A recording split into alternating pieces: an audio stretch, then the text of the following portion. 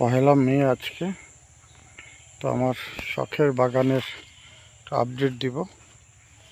এই যে লেবু গাছে লেবু ধরা শুরু হয়েছে, যদিও এটা অত ভালো ফলন না। এই জায়গায় গাছের চারা মরে গেছিল, পরে নতুন করে এখানে চারা রোপণ করা হয়েছে। এটা একটু প্রুনিং করে দিলাম, এই যে প্যাকেট। আর এখানে 3 ধরনের কচু বোনা হয়েছে। একটা হচ্ছে গিয়ে দুধ কচু, এই যেটা দুধের মতো গায়ের রং। আর একটা হচ্ছে গিয়ে লতি কচু, এই যেটা, এবং এটার ডগাটাও স্বাদ, খেয়ে দেখছি, আমরা খাই, গলায় ধরে না।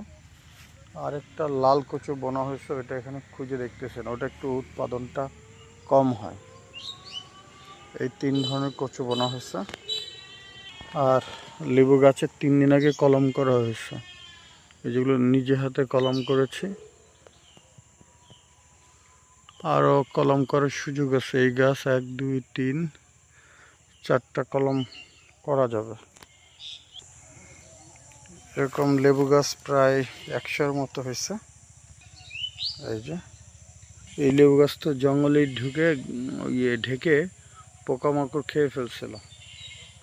এইটা, তারপরে ওই যে এইটা, ওটা ঠিক আছে, ওটা ঠিক আছে। আর ওই যখন কিছু কসুল খাত বুনছি, চড়ে নিয়ে গেছে কিছু কলা, এটা শুধু টিকে আছে।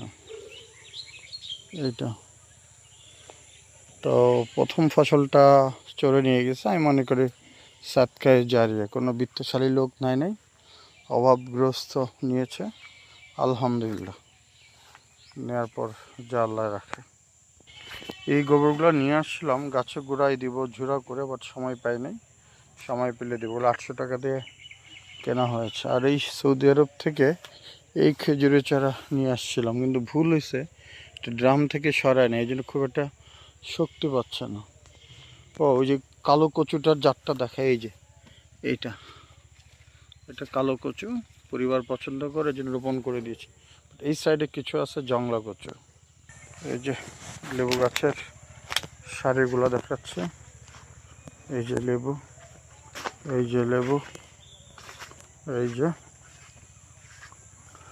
যে এগুলোকে কালকে আবার কিছু ডিএপি সার দেবো, যাতে আর একটু দ্রুত বাড়ে। আর এই যে কলা গাছগুলোর হয়ে উঠেছে। আখ বুনে দিয়েছিলাম, কালো আখ,